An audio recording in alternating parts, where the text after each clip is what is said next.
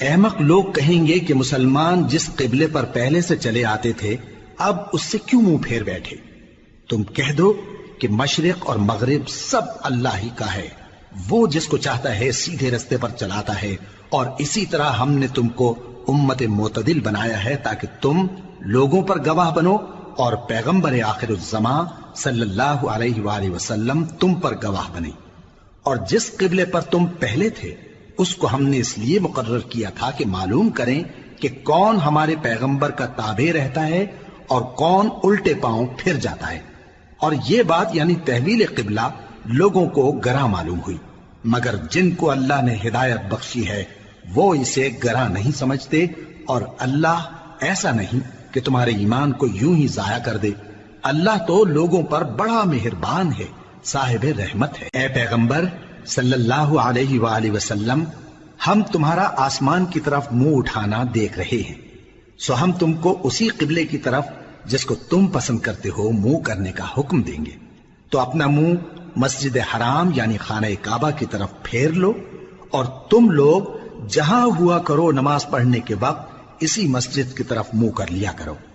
اور جن لوگوں کو کتاب دی گئی ہے وہ خوب جانتے ہیں کہ یہ نیا قبلہ ان کے پروردگار کی طرف سے حق ہے، اور جو کام یہ لوگ کرتے ہیں اللہ ان سے بے خبر نہیں۔ اور اگر تم ان اہل کتاب کے پاس تمام نشانیاں بھی لے کر آؤ تو بھی یہ تمہارے قبلے کی پیروی نہ کریں، اور تم بھی ان کے قبلے کی پیروی کرنے والے نہیں ہو، اور ان میں سے بھی بعض کے قبلے کے پیرو نہیں۔ اور اگر تم باوجود اس کے کہ تمہارے پاس علم یعنی اللہ کا حکم آ چکا ہے ان کی خواہشوں کے پیچھے چلو گے تو ظالموں میں ہو جاؤ گے۔ جن لوگوں کو ہم نے کتاب دی ہے وہ ان پیغمبر آخر الزماں صلی اللہ علیہ وآلہ وسلم کو اس طرح پہچانتے ہیں جس طرح اپنے بیٹوں کو پہچانا کرتے ہیں، مگر ایک فریق ان میں سے سچی بات کو جان بوجھ کر چھپا رہا ہے۔ اے پیغمبر صلی اللہ علیہ وآلہ وسلم، یہ نیا قبلہ تمہارے پروردگار کی طرف سے حق ہے، تو تم ہرگز شک کرنے والوں میں نہ ہونا، اور ہر ایک شخص کے لیے ایک سمت مقرر ہے جدھر وہ عبادت کے وقت منہ کیا کرتا ہے، تو تم نیکیوں میں سبقت حاصل کرو۔ تم جہاں ہوگے اللہ تم سب کو جمع کرے گا، بے شک اللہ ہر چیز پر قادر ہے۔ اور تم جہاں سے نکلو نماز میں اپنا منہ مسجد حرام کی طرف کر لیا کرو، بے شبہ یہ تمہارے پروردگار کی طرف سے حق ہے، اور تم لوگ جو کچھ کرتے ہو اللہ اس سے بے خبر نہیں۔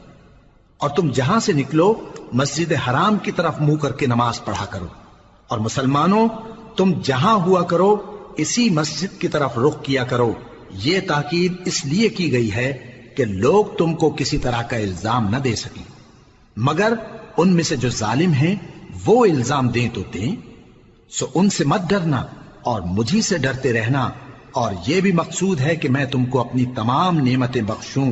اور یہ بھی کہ تم راہ راست پر چلو۔ جس طرح من جملہ اور نعمتوں کے ہم نے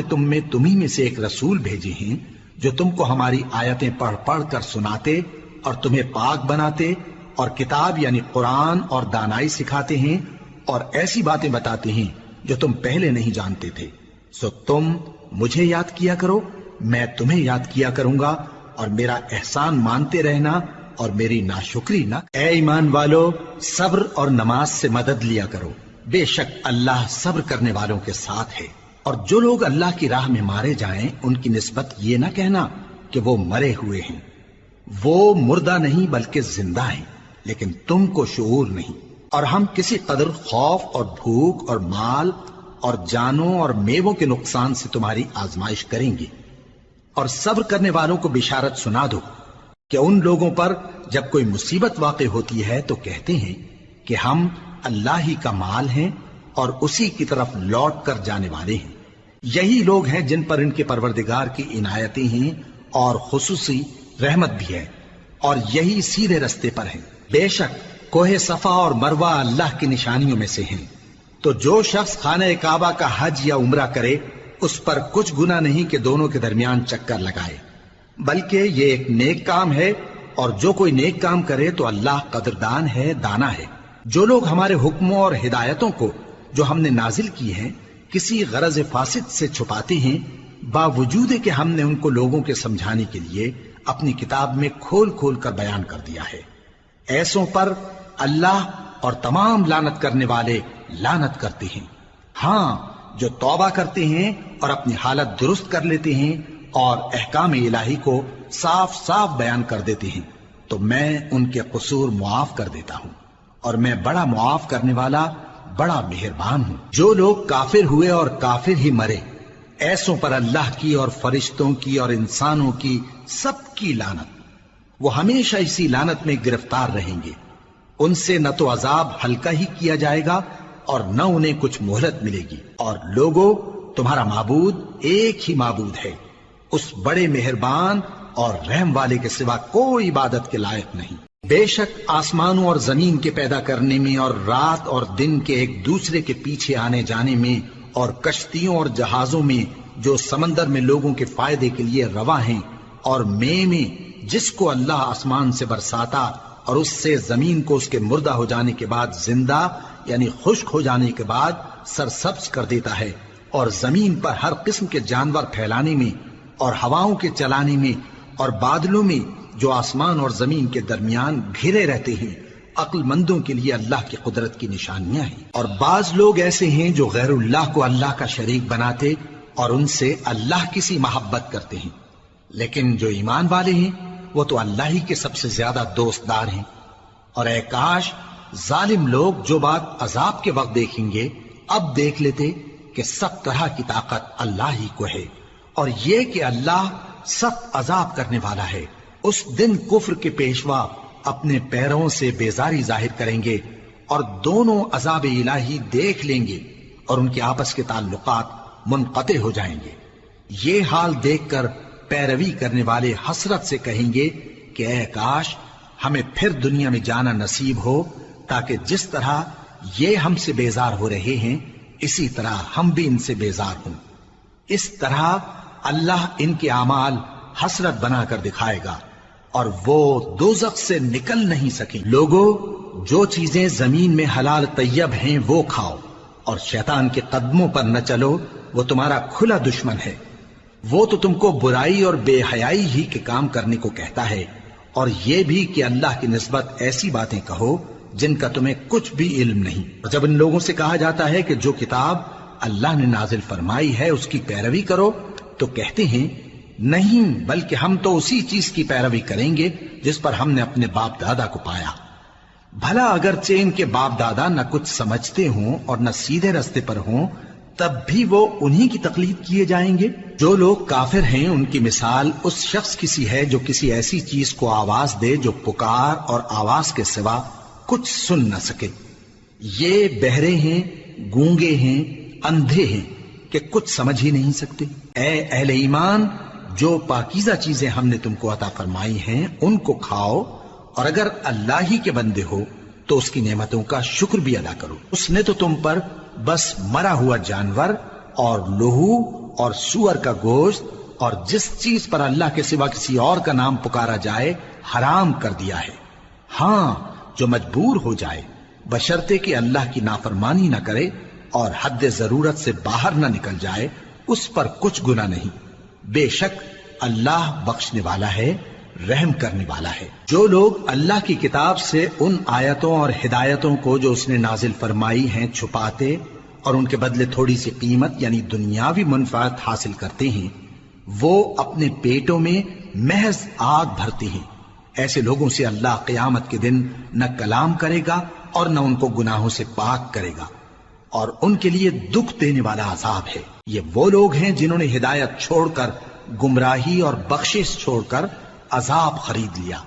یہ آتش جہنم کی کیسی برداشت کرنے والے ہیں۔ یہ اس لیے کہ اللہ نے کتاب سچائی کے ساتھ نازل فرمائی، اور جن لوگوں نے اس کتاب میں اختلاف کیا وہ ضد میں آ کر نیکی سے دور ہو گئے ہیں۔ نیکی یہی نہیں کہ تم مشرق و مغرب کو قبلہ سمجھ کر ان کی طرف منہ کر لو، بلکہ نیکی یہ ہے کہ لوگ اللہ پر اور روز آخر پر اور فرشتوں پر اور اللہ کی کتاب پر اور پیغمبروں پر ایمان لائیں، اور مال باوجود عزیز رکھنے کے رشتہ داروں اور یتیموں اور محتاجوں اور مسافروں اور مانگنے والوں کو دیں، اور گردنوں کے چھڑانے میں خرچ کریں، اور نماز پڑھیں اور زکوٰۃ دیں، اور جب عہد کر لیں تو اس کو پورا کریں۔ اور سختی اور تکلیف میں اور جنگ کے وقت ثابت قدم رہیں۔ یہی لوگ ہیں جو ایمان میں سچے ہیں اور یہی ہیں جو اللہ سے ڈرنے والے ہیں۔ مومنو، تم کو مقتولوں کے بارے میں قصاص یعنی خون کے بدلے خون کا حکم دیا جاتا ہے، اس طرح پر کہ آزاد کے بدلے آزاد مارا جائے اور غلام کے بدلے غلام اور عورت کے بدلے عورت۔ اور اگر قاتل کو اس کے مقتول بھائی کے قصاص میں سے کچھ معاف کر دیا جائے تو وارث مقتول کو پسندیدہ طریق سے قرارداد کی پیروی یعنی مطالبہ خون بہا کرنا اور قاتل کو خوشخوئی کے ساتھ ادا کرنا چاہیے۔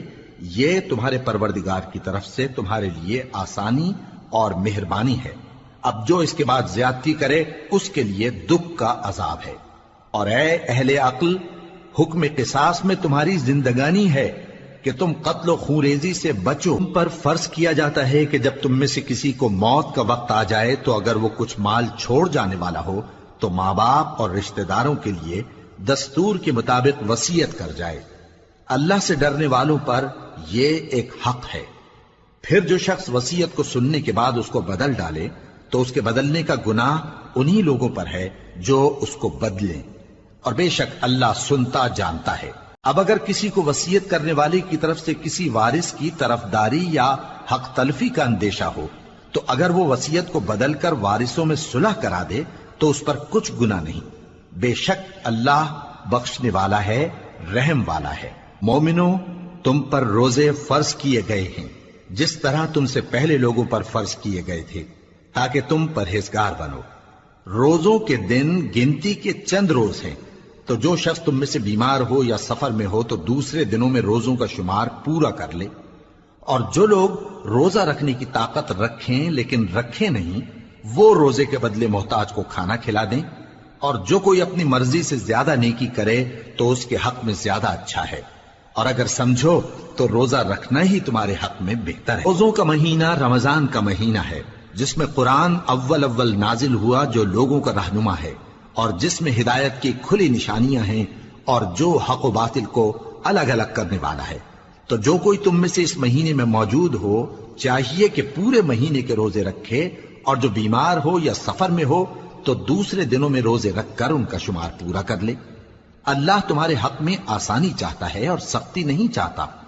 اور یہ آسانی کا حکم اس لیے دیا گیا ہے کہ تم روزوں کا شمار پورا کر لو، اور اس احسان کے بدلے کہ اللہ نے تم کو ہدایت بخشی ہے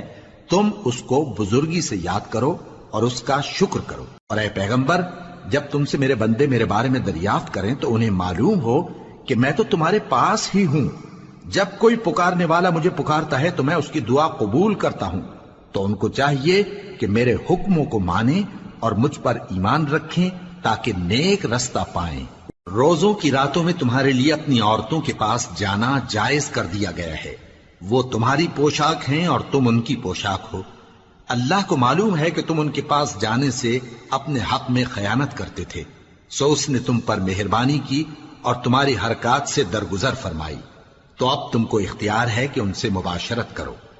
اور اللہ نے جو چیز تمہارے لیے لکھ رکھی ہے یعنی اولاد، اس کو اللہ سے طلب کرو اور کھاؤ اور پیو یہاں تک کہ صبح کی سفید دھاری رات کی سیاہ دھاری سے الگ نظر آنے لگے،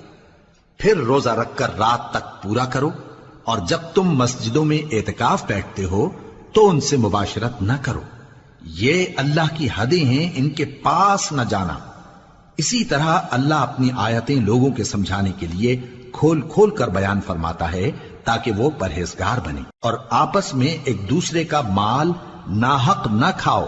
اور نہ اس کو رشوتاً حاکموں کے پاس پہنچاؤ تاکہ لوگوں کے مال کا کچھ حصہ ناجائز طور پر کھا جاؤ، اور اسے تم جانتے بھی ہو۔ اے پیغمبر،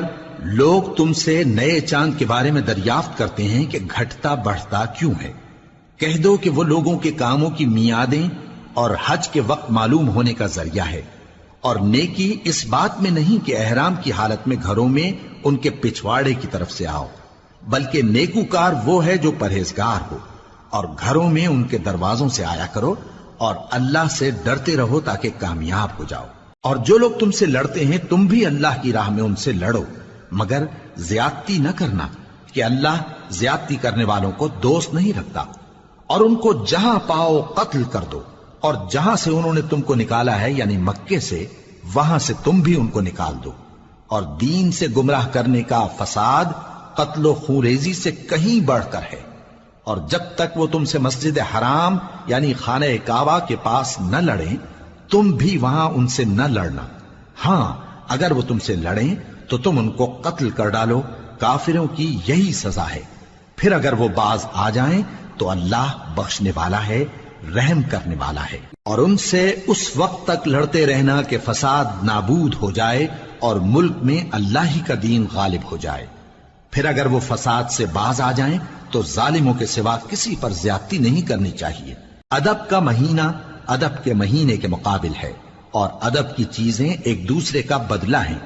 پس اگر کوئی تم پر زیادتی کرے تو جیسی زیادتی وہ تم پر کرے ویسی ہی تم اس پر کرو، اور اللہ سے ڈرتے رہو اور جان رکھو کہ اللہ ڈرنے والوں کے ساتھ ہے۔ اور اللہ کی راہ میں مال خرچ کرو اور اپنے آپ کو ہلاکت میں نہ ڈالو، اور نیکی کرو، بے شک اللہ نیکی کرنے والوں کو دوست رکھتا ہے۔ اور اللہ کی خوشنودی کے لیے حج اور عمرے کو پورا کرو، اور اگر راستے میں روک لیے جاؤ تو جیسی قربانی میسر ہو کر دو، اور جب تک قربانی اپنے مقام پر نہ پہنچ جائے سر نہ منڈاؤ۔ اور اگر کوئی تم میں بیمار ہو یا اس کے سر میں کسی طرح کی تکلیف ہو تو اگر وہ سر منڈا لے تو اس کے بدلے روزے رکھے یا صدقہ دے یا قربانی کرے۔ پھر جب تکلیف دور ہو کر تم مطمئن ہو جاؤ تو جو تم میں حج کے وقت تک عمرے سے فائدہ اٹھانا چاہے وہ جیسی قربانی میسر ہو کرے، اور جس کو قربانی نہ ملے وہ 3 روزے ایام حج میں رکھے اور 7 جب واپس ہو، یہ پورے 10 ہوئے۔ یہ حکم اس شخص کے لیے ہے جس کے اہل و عیال مکے میں نہ رہتے ہوں۔ اور اللہ سے ڈرتے رہو اور جان رکھو کہ اللہ سخت عذاب دینے والا۔ حج کے مہینے معین ہیں جو معلوم ہیں، تو جو شخص ان مہینوں میں حج کی نیت کر لے تو حج کے دنوں میں نہ عورتوں سے اختلاط کرے، نہ کوئی برا کام کرے اور نہ کسی سے جھگڑے۔ اور جو نیک کام تم کرو گے وہ اللہ کو معلوم ہو جائے گا۔ اور زاد راہ یعنی رستے کا خرچ ساتھ لے جاؤ، کیونکہ بہترین زاد راہ پرہیزگاری ہے۔ اور اے اہل عقل، مجھی سے ڈرتے رہو، اس کا تمہیں کچھ گناہ نہیں کہ حج کے دنوں میں بذریعہ تجارت اپنے پروردگار سے روزی طلب کرو۔ اور جب عرفات سے واپس ہونے لگو تو مشعر حرام یعنی مزدلفہ میں اللہ کا ذکر کرو، اور اس طرح ذکر کرو جس طرح اس نے تم کو سکھایا، اور اس سے پیشتر تم لوگ ان طریقوں سے محض ناواقف تھے۔ پھر جہاں سے اور لوگ واپس ہوں وہیں سے تم بھی واپس ہو، اور اللہ سے بخشش مانگو، بے شک اللہ بخشنے والا ہے، رحمت کرنے والا ہے۔ پھر جب حج کے تمام ارکان پورے کر چکو تو مینا میں اللہ کو یاد کرو جس طرح اپنے باپ دادا کو یاد کیا کرتے تھے، بلکہ اس سے بھی زیادہ۔ اور بعض لوگ ایسے ہیں جو اللہ سے التجا کرتے ہیں کہ اے پروردگار ہم کو جو دینا ہے دنیا ہی میں دے دے، اور ایسے لوگوں کا آخرت میں کچھ حصہ نہیں۔ اور بعض ایسے ہیں کہ دعا کرتے ہیں کہ پروردگار ہم کو دنیا میں بھی نعمت عطا فرما اور آخرت میں بھی نعمت بخشیو اور دوزخ کے عذاب سے محفوظ رکھیو۔ یہی لوگ ہیں جن کے لیے ان کے کاموں کا حصہ یعنی اجر نیک تیار ہے، اور اللہ جلد حساب لینے والا ہے۔ اور قیام منا کے دنوں میں جو گنتی کے دن ہیں اللہ کو یاد کرو، اگر کوئی جلدی کرے اور 2 ہی دن میں چل دے تو اس پر بھی کچھ گناہ نہیں، اور جو بات تک ٹھہرا رہے اس پر بھی کچھ گناہ نہیں۔ یہ باتیں اس شخص کے لیے ہیں جو اللہ سے ڈرے، اور تم لوگ اللہ سے ڈرتے رہو اور جان رکھو کہ تم سب اس کے پاس جمع کیے جاؤ گے۔ اور کوئی شخص تو ایسا ہے جس کی گفتگو دنیا کی زندگی میں تم کو دلکش معلوم ہوتی ہے، اور وہ اپنے معافی ضمیر پر یعنی اس بات پر جو اس کے دل میں ہے اللہ کو گواہ بناتا ہے، حالانکہ وہ سخت جھگڑالو ہے۔ اور جب پیٹ پھیر کر چلا جاتا ہے تو زمین میں دوڑتا پھرتا ہے تاکہ اس میں فتنہ انگیزی کرے اور کھیتی کو برباد اور انسانوں اور حیوانوں کی نسل کو نابود کر دے، اور اللہ فتنہ انگیزی کو پسند نہیں کرتا۔ اور جب اس سے کہا جاتا ہے کہ اللہ سے خوف کر تو غرور اس کو گناہ میں پھنسا دیتا ہے، سو اس کو جہنم کافی ہے اور وہ بہت برا ٹھکانہ ہے۔ اور کوئی شخص ایسا ہے کہ اللہ کی خوشنودی حاصل کرنے کے لیے اپنی جان بیچ ڈالتا ہے، اور اللہ بندوں پر بہت مہربان ہے۔ مومنو، اسلام میں پورے پورے داخل ہو جاؤ اور شیطان کے پیچھے نہ چلو، وہ تو تمہارا کھلا دشمن ہے۔ پھر اگر تم احکام روشن پہنچ جانے کے بعد لڑکھڑا جاؤ تو جان رکھو کہ اللہ غالب ہے، حکمت والا ہے۔ کیا یہ لوگ اسی بات کے منتظر ہیں کہ ان پر اللہ کا عذاب بادل کے سائبانوں میں نازل ہو اور فرشتے بھی اتر آئیں اور کام تمام کر دیا جائے؟ اور سب کاموں کا رجوع اللہ ہی کی طرف ہے۔ اے پیغمبر، بنی اسرائیل سے پوچھو کہ ہم نے ان کو کتنی کھلی نشانیاں دیں، اور جو شخص اللہ کی نعمت کو اپنے پاس آنے کے بعد بدل دے تو اللہ سخت عذاب کرنے والا ہے۔ اور جو کافر ہیں ان کے لیے دنیا کی زندگی خوشنما کر دی گئی ہے اور وہ مومنوں سے تمسخر کرتی ہیں، لیکن جو پرہیزگار ہیں وہ قیامت کے دن ان سے اوپر ہوں گے، اور اللہ جس کو چاہتا ہے بے حساب رزق دیتا ہے۔ پہلے تو سب لوگوں کا ایک ہی مذہب تھا، لیکن وہ آپس میں اختلاف کرنے لگے تو اللہ نے ان کی طرف بشارت دینے والے اور ڈر سنانے والے پیغمبر بھیجے اور ان پر سچائی کے ساتھ کتابیں نازل کی، تاکہ جن امور میں لوگ اختلاف کرتے تھے ان کا ان میں فیصلہ کر دے۔ اور اس میں اختلاف بھی انہی لوگوں نے کیا جن کو کتاب دی گئی تھی، باوجود کہ ان کے پاس کھلے ہوئے احکام آ چکے تھے، اور یہ اختلاف انہوں نے صرف آپس کی ضد سے کیا۔ تو جس امر حق میں وہ اختلاف کرتے تھے اللہ نے اپنی مہربانی سے مومنوں کو اس کی راہ دکھا دی، اور اللہ جس کو چاہتا ہے سیدھا رستہ دکھا دیتا ہے۔ کیا تم یہ خیال کرتے ہو کہ یوں ہی بہشت میں داخل ہو جاؤ گے، اور ابھی تم کو پہلے لوگوں کی سی مشکلیں تو پیش آئی ہی نہیں؟ ان کو بڑی بڑی سختیاں اور تکلیفیں پہنچیں اور وہ صعوبتوں میں ہلا ہلا دیے گئے، یہاں تک کہ پیغمبر اور مومن لوگ جو ان کے ساتھ تھے سب پکار اٹھے کہ کب اللہ کی مدد آئے گی۔ دیکھو اللہ کی مدد ان قریب آیا چاہتی ہے۔ اے نبی، لوگ تم سے پوچھتے ہیں کہ اللہ کی راہ میں کس طرح کا مال خرچ کریں۔ کہہ دو کہ جو چاہو خرچ کرو، لیکن جو مال خرچ کرنا چاہو وہ درجہ بدرجہ اہل استحقاق یعنی ماں باپ کو اور قریب کے رشتہ داروں کو اور یتیموں کو اور محتاجوں کو اور مسافروں کو سب کو دو، اور جو بھلائی تم کرو گے اللہ اس کو جانتا ہے۔ مسلمانوں، تم پر اللہ کے رستے میں لڑنا فرض کر دیا گیا ہے، اور وہ تمہیں ناگوار تو ہوگا، مگر عجب نہیں کہ ایک چیز تم کو بری لگے اور وہ تمہارے حق میں بھلی ہو، اور عجب نہیں کہ ایک چیز تم کو بھلی لگے اور وہ تمہارے لیے مضر ہو، اور ان باتوں کو اللہ ہی بہتر جانتا ہے اور تم نہیں جانتے۔ اے پیغمبر، لوگ تم سے عزت والے مہینوں میں لڑائی کرنے کے بارے میں دریافت کرتے ہیں، کہہ دو کہ ان میں لڑنا بڑا گناہ ہے، اور اللہ کی راہ سے روکنا اور اس سے کفر کرنا اور مسجد حرام یعنی خانہ کعبہ میں جانے سے بند کرنا اور اہل مسجد کو اس میں سے نکال دینا جو یہ کفار کرتے ہیں، اللہ کے نزدیک اس سے بھی زیادہ گناہ ہے، اور فتنہ انگیزی خونریزی سے بھی بڑھ کر ہے۔ اور یہ لوگ ہمیشہ تم سے لڑتے رہیں گے، یہاں تک کہ اگر مقدور رکھیں تو تم کو تمہارے دین سے پھیر دیں، اور جو کوئی تم میں سے اپنے دین سے پھر کر کافر ہو جائے گا اور کافر ہی مرے گا تو ایسے لوگوں کے اعمال دنیا اور آخرت دونوں میں برباد ہو جائیں گے، اور یہی لوگ دوزخ میں جانے والے ہیں جس میں ہمیشہ رہیں گے۔ جو لوگ ایمان لائے اور اللہ کے لیے وطن چھوڑ گئے اور کفار سے جنگ کرتے رہے وہی اللہ کی رحمت کے امیدوار ہیں، اور اللہ بخشنے والا ہے، رحمت کرنے والا ہے۔ اے پیغمبر، لوگ تم سے شراب اور جوئے کا حکم دریافت کرتے ہیں، کہہ دو کہ ان میں گناہ بڑے ہیں اور لوگوں کے لیے کچھ فائدے بھی ہیں، مگر ان کے گناہ فائدوں سے کہیں زیادہ ہیں۔ اور یہ بھی تم سے پوچھتے ہیں کہ اللہ کی راہ میں کون سا مال خرچ کریں، کہہ دو کہ جو ضرورت سے زیادہ ہو۔ اس طرح اللہ تمہارے لیے اپنے احکام کھول کھول کر بیان فرماتا ہے تاکہ تم سوچو، یعنی دنیا اور آخرت کی باتوں میں غور کرو۔ اور تم سے یتیموں کے بارے میں بھی دریافت کرتے ہیں، کہہ دو کہ ان کی حالت کی اصلاح بہت اچھا کام ہے، اور اگر تم ان سے مل جل کر رہنا یعنی خرچ اکٹھا رکھنا چاہو تو وہ تمہارے بھائی ہیں، اور اللہ خوب جانتا ہے کہ خرابی کرنے والا کون ہے اور اصلاح کرنے والا کون۔ اور اگر اللہ چاہتا تو تم کو تکلیف میں ڈال دیتا، بے شک اللہ غالب ہے، حکمت والا ہے۔ اور مومنوں، مشرک عورتوں سے جب تک وہ ایمان نہ لائیں نکاح نہ کرنا، کیونکہ مشرک عورت خواہ تم کو کیسی ہی بھلی لگے اس سے مومن لونڈی بہتر ہے، اور اسی طرح مشرک مرد جب تک ایمان نہ لائیں مومن عورتوں کو ان کی زوجیت میں نہ دینا، کیونکہ مشرک مرد سے خواہ وہ تم کو کیسا ہی بھلا لگے مومن غلام بہتر ہے۔ یہ مشرک لوگوں کو دوزخ کی طرف بلاتی ہیں، اور اللہ اپنی مہربانی سے بہشت اور بخشش کی طرف بلاتا ہے، اور اپنے حکم لوگوں سے کھول کھول کر بیان کرتا ہے تاکہ نصیحت حاصل کریں۔ اور تم سے حیض کے بارے میں دریافت کرتے ہیں،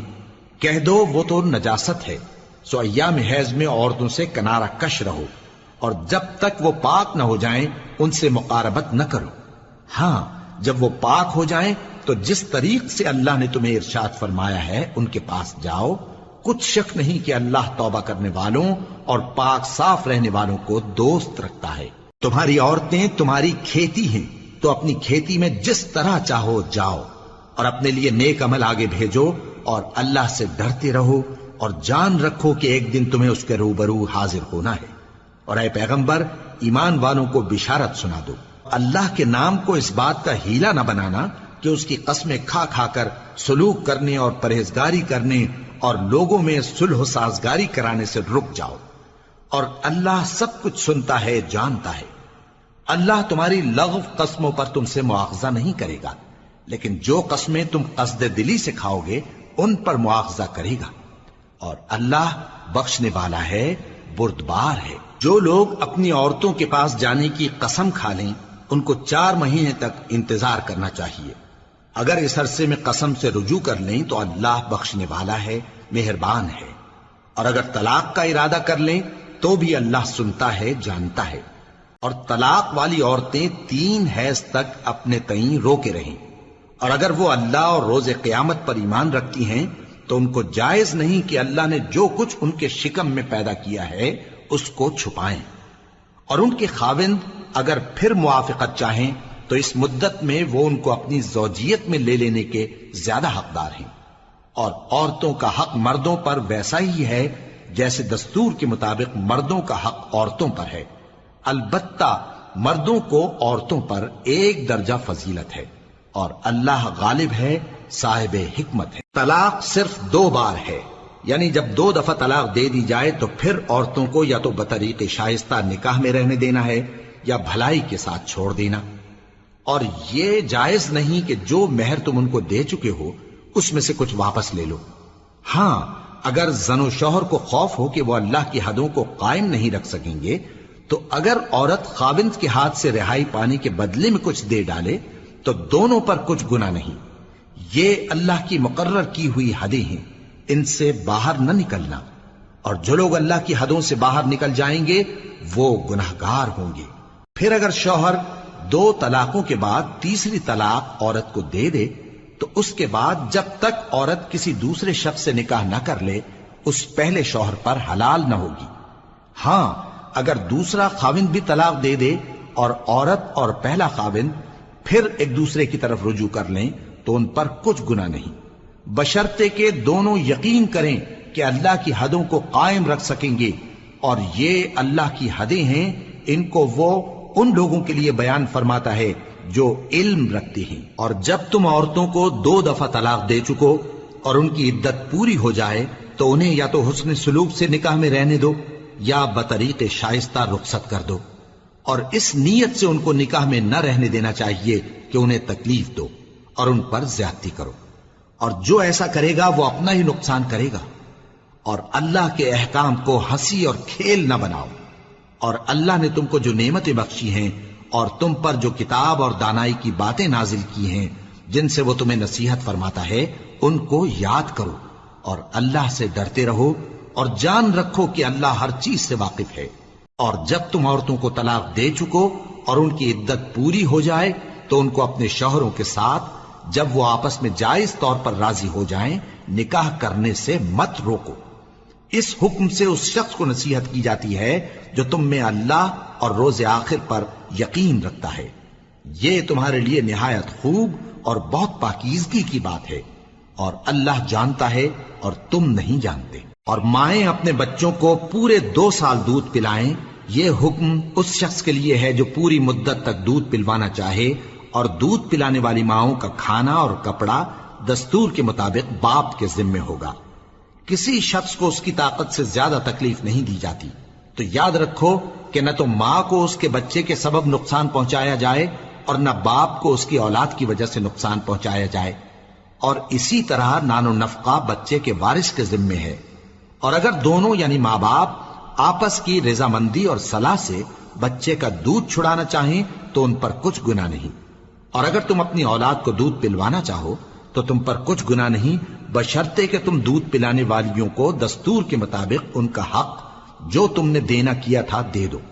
اور اللہ سے ڈرتے رہو اور جان رکھو کہ جو کچھ تم کرتے ہو اللہ اس کو دیکھ رہا، اور جو لوگ تم میں سے مر جائیں اور عورتیں چھوڑ جائیں تو وہ عورتیں 4 مہینے اور 10 دن اپنے آپ کو روکے رہیں، اور جب یہ عدت پوری کر چکیں اور اپنے حق میں پسندیدہ کام یعنی نکاح کر لیں تو تم پر کچھ گناہ نہیں، اور اللہ تمہارے سب کاموں سے واقف ہے۔ اگر تم اشارے کنائے میں عورتوں کو نکاح کا پیغام بھیجو یا نکاح کی خواہش کو اپنے دلوں میں مخفی رکھو تو تم پر کچھ گناہ نہیں، اللہ کو معلوم ہے کہ تم ان سے نکاح کا ذکر کرو گے، مگر ایام عدت میں اس کے سوا کے دستور کے مطابق کوئی بات کہہ دو، پوشیدہ طور پر ان سے قول و قرار نہ کرنا، اور جب تک عدت پوری نہ ہو لے نکاح کا پختہ ارادہ نہ کرنا، اور جان رکھو کہ جو کچھ تمہارے دلوں میں ہے اللہ کو سب معلوم ہے، تو اس سے ڈرتے رہو اور جان رکھو کہ اللہ بخشنے والا ہے، حلم والا ہے۔ اور اگر تم عورتوں کو ان کے پاس جانے یا ان کا مہر مقرر کرنے سے پہلے طلاق دے دو تو تم پر کچھ گناہ نہیں، ہاں ان کو دستور کے مطابق کچھ خرچ ضرور دو، یعنی مقدور والا اپنے مقدور کے مطابق دے اور تنگ دست اپنی حیثیت کے مطابق، نیک لوگوں پر یہ ایک طرح کا حق ہے۔ اور اگر تم عورتوں کو ان کے پاس جانے سے پہلے طلاق دے دو لیکن مہر مقرر کر چکے ہو تو آدھا مہر دینا ہوگا، ہاں اگر عورتیں مہر بخش دیں یا مرد جن کے ہاتھ میں عقد نکاح ہے اپنا حق چھوڑ دیں اور پورا مہر دے دیں تو ان کو اختیار ہے، اور اگر تم مرد لوگ ہی اپنا حق چھوڑ دو تو یہ پرہیزگاری کی بات ہے، اور آپس میں بھلائی کرنے کو فراموش نہ کرنا، کچھ شک نہیں کہ اللہ تمہارے سب کاموں کو دیکھ رہا ہے۔ مسلمانوں، سب نمازیں خصوصاً بیچ کی نماز یعنی نماز عصر پورے اہتمام کے ساتھ ادا کرتے رہو اور اللہ کے آگے ادب سے کھڑے رہا کرو، پھر اگر تم خوف کی حالت میں ہو تو پیادے یا سوار جس حال میں ہو نماز پڑھ لو، پھر جب امن و اطمینان ہو جائے تو جس طریق سے اللہ نے تم کو سکھایا ہے جو تم پہلے نہیں جانتے تھے اللہ کو یاد کرو، اور جو لوگ تم میں سے مر جائیں اور عورتیں چھوڑ جائیں وہ اپنی عورتوں کے حق میں وصیت کر جائیں کہ ان کو 1 سال تک خرچ دیا جائے اور گھر سے نہ نکالی جائیں، ہاں اگر وہ خود گھر سے چلی جائیں اور اپنے حق میں پسندیدہ کام یعنی نکاح کر لیں تو تم پر کچھ گناہ نہیں، اور اللہ زبردست ہے، حکمت والا ہے۔ اور مطلقہ عورتوں کو بھی دستور کے مطابق نان و نفقہ دینا چاہیے، پرہیزگاروں پر یہ بھی حق ہے۔ اسی طرح اللہ اپنے احکام تمہارے لیے بیان فرماتا ہے تاکہ تم سمجھو۔ بھلا تم نے ان لوگوں کو نہیں دیکھا جو شمار میں ہزاروں ہی تھے اور موت کے ڈر سے اپنے گھروں سے نکل بھاگے تھے، تو اللہ نے ان کو حکم دیا کہ مر جاؤ، پھر ان کو زندہ بھی کر دیا۔ کچھ شک نہیں کہ اللہ لوگوں پر مہربانی رکھتا ہے، لیکن اکثر لوگ شکر نہیں کرتے۔ اور مسلمانوں، اللہ کی راہ میں جہاد کرو اور جان رکھو کہ اللہ سب کچھ سنتا ہے، سب کچھ جانتا ہے۔ کون ہے کہ اللہ کو قرض حسنہ دے کہ وہ اس کے بدلے اس کو کئی گنا زیادہ دے گا، اور اللہ ہی روزی کو تنگ کرتا اور وہی اسے کشادہ کرتا ہے، اور تم اسی کی طرف لوٹ کر جاؤ گے۔ بھلا تم نے بنی اسرائیل کی ایک جماعت کو نہیں دیکھا جس نے موسیٰ کے بعد اپنے پیغمبر سے کہا کہ آپ ہمارے لیے ایک بادشاہ مقرر کر دیں تاکہ ہم اللہ کی راہ میں جہاد کریں؟ پیغمبر نے کہا کہ اگر تم کو جہاد کا حکم دیا جائے تو ایسا تو نہیں کہ لڑنے سے پہلو تہی کرو۔ وہ کہنے لگے کہ ہم اللہ کی راہ میں کیوں نہ لڑیں گے جبکہ ہم وطن سے خارج اور بال بچوں سے جدا کر دیے گئے۔ پھر جب ان کو جہاد کا حکم دیا گیا تو چند اشخاص کے سوا سب پھر گئے، اور اللہ ظالموں سے خوب واقف ہے۔ اور پیغمبر نے ان سے یہ بھی کہا کہ اللہ نے تم پر طالوت کو بادشاہ مقرر فرمایا ہے۔ وہ بولے کہ اسے ہم پر بادشاہی کا حق کیوں کر ہو سکتا ہے؟ اس سے بڑھ کر بادشاہی کے مستحق تو ہم ہیں، اور اس کے پاس تو بہت سی دولت بھی نہیں۔ پیغمبر نے کہا کہ اللہ نے اس کو تم پر فضیلت دی ہے اور بادشاہی کے لیے منتخب فرمایا ہے۔ اس نے اسے علم بھی بہت سا بخشا ہے اور تن و توش بھی بڑا عطا کیا ہے، اور اللہ کو اختیار ہے جسے چاہے بادشاہی بخشے، وہ بڑا کشائش والا ہے، دانا ہے۔ اور پیغمبر نے ان سے کہا کہ ان کی یعنی طالوت کی بادشاہی کی نشانی یہ ہے کہ تمہارے پاس وہ صندوق آئے گا جس کو فرشتے اٹھائے ہوئے ہوں گے، اس میں تمہارے پروردگار کی طرف سے تسلی بخشنے والی چیز ہوگی اور کچھ اور چیزیں بھی ہوں گی جو موسیٰ اور ہارون چھوڑ گئے تھے۔ اگر تم ایمان رکھتے ہو تو یہ تمہارے لیے ایک بڑی نشانی ہے۔ غرض جب طالوت فوجیں لے کر روانہ ہوا تو اس نے ان سے کہا کہ اللہ ایک نہر سے تمہاری آزمائش کرنے والا ہے، جو شخص اس میں سے پانی پی لے گا اس کی نسبت تصور کیا جائے گا کہ وہ میرا نہیں، اور جو نہ پیے گا وہ سمجھا جائے گا کہ میرا ہے۔ ہاں اگر کوئی ہاتھ سے چلو بھر پانی لے لے تو خیر۔ جب وہ لوگ نہر پر پہنچے تو چند آدمیوں کے سوا سب نے پانی پی لیا۔ پھر جب طالوت اور مومن لوگ جو اس کے ساتھ تھے نہر کے پار ہو گئے تو کہنے لگے کہ آج ہم میں جالوت اور اس کے لشکر سے مقابلہ کرنے کی طاقت نہیں۔ جو لوگ یقین رکھتے تھے کہ ان کو اللہ کے روبرو حاضر ہونا ہے، وہ کہنے لگے کہ بسا اوقات تھوڑی سی جماعت نے اللہ کے حکم سے بڑی جماعت پر فتح حاصل کی ہے، اور اللہ ثابت قدم رہنے والوں کے ساتھ ہے۔ اور جب وہ لوگ جالوت اور اس کے لشکر کے مقابل میں آئے تو اللہ سے دعا کی کہ اے پروردگار، ہم پر صبر کے دہانے کھول دے اور ہمیں لڑائی میں ثابت قدم رکھ اور لشکر کفار پر فتح یاب کر۔ تو طالوت کی فوج نے اللہ کے حکم سے ان کو شکست دے دی، اور داؤد نے جالوت کو قتل کر ڈالا، اور اللہ نے ان کو بادشاہی اور دانائی بخشی اور جو کچھ چاہا سکھایا۔ اور اگر اللہ لوگوں کو ایک دوسرے پر چڑھائی اور حملہ کرنے سے نہ ہٹاتا رہتا تو کرۂ ارض تباہ ہو جاتا، لیکن اللہ اہل عالم پر بڑا مہربان ہے۔ یہ اللہ کی آیتیں ہیں جو ہم تم کو سچائی کے ساتھ پڑھ کر سناتے ہیں، اور اے محمد صلی اللہ علیہ وآلہ وسلم تم بلا شبہ پیغمبروں میں سے ہو۔